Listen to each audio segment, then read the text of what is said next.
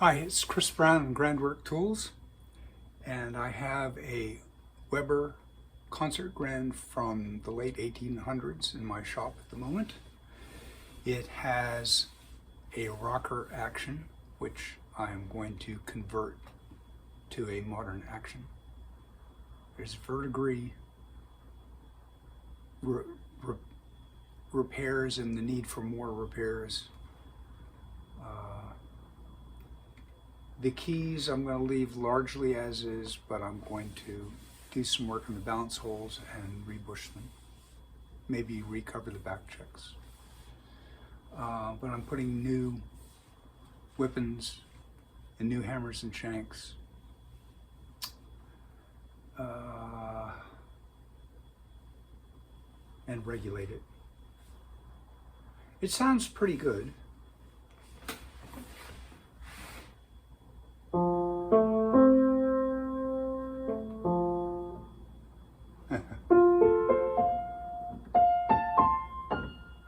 Except at the top, there was a bridge cap put on.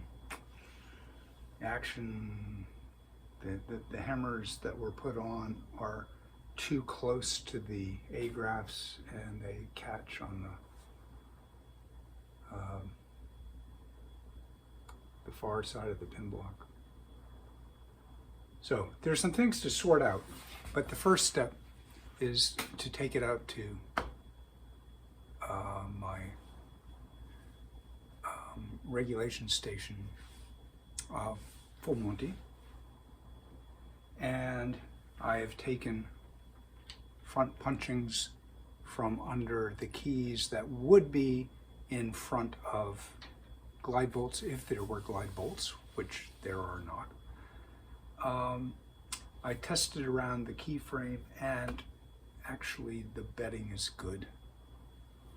Now, when I had parallel clamps that I was trying to gently secure the action with, partly because I have to move this treble in because the hammers are too short out their shanks, and so putting the cheek block on pulls it back out where it's a problem and I can't get my samples.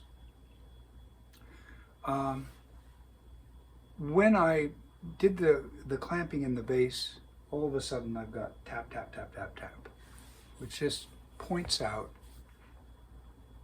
what I've said before, but that the in this case there are springs, but the springs go down to a hard place, and if you clamp it too much, you end up having too much leverage and you unbed potentially part of the front rail, which is what happened here.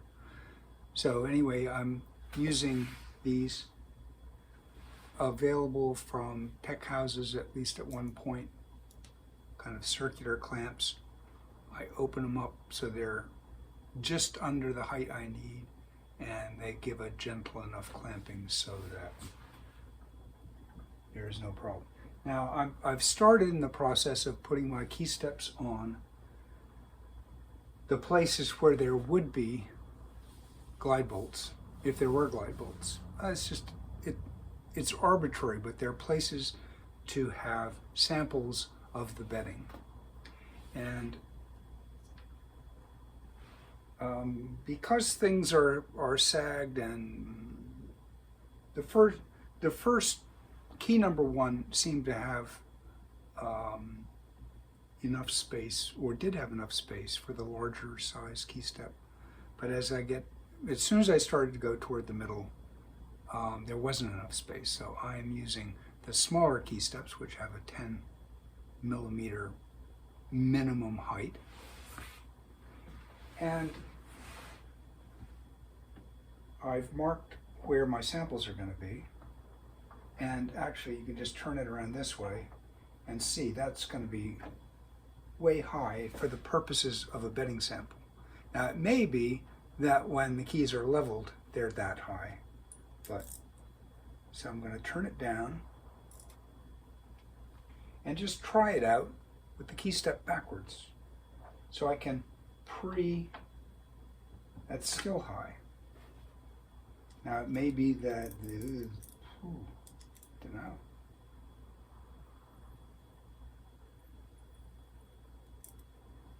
That is as low as it wants to go, so we'll see what we have right here. Okay, that's fine. Now I could even, turn it up a little bit from that.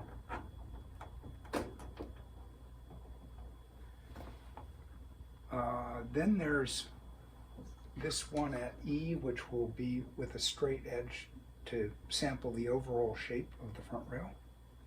And that may well be up in the air, but I'll start with it not very much up in the air. Actually, a little bit under, same as the other ones. So you can see this is a fairly simple process of estimation.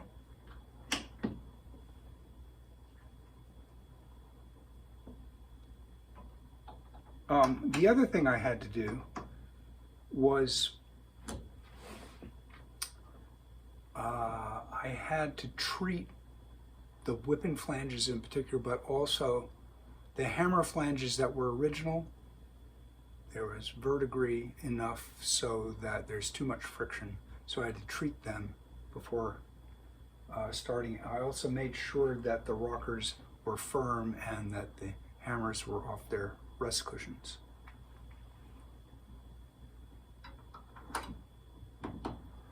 Oh, the top one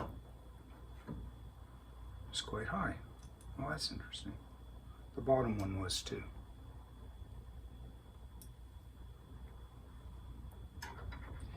Now that may be because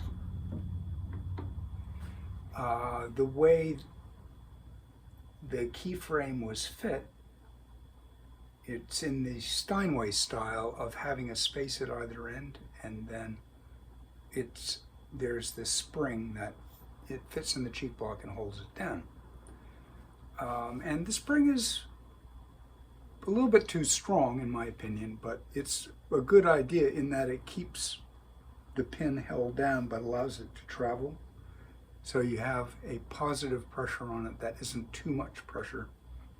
It isn't an either or, yes or no completion, which is hard to achieve and may change with humidity.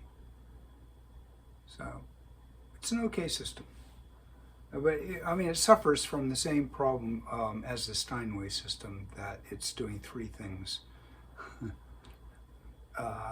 which, in terms of design, isn't a great way to do it. And other makers have gotten around that by having an adjustment screw in the cheek block, and or having an adjustment for the in and out at the back rather than in the cheek block. So there's a way to get it down to just one thing at a time rather than three. Anyway, an interesting job of making the best out of something that is probably too expensive if you do everything, and it's quite expensive just to do this. But the justification for the expense to do this is that the expense of properly restoring the parts to not have all the problems they have would be more expensive. So anyway, I anticipate that it'll be a nice result. The people that are hiring me have a nostalgia for this particular piano, and they already invested a bunch of money in the repairs to the soundboard and plate and pin block. So. And please like, subscribe, or follow the link in the notes to my website.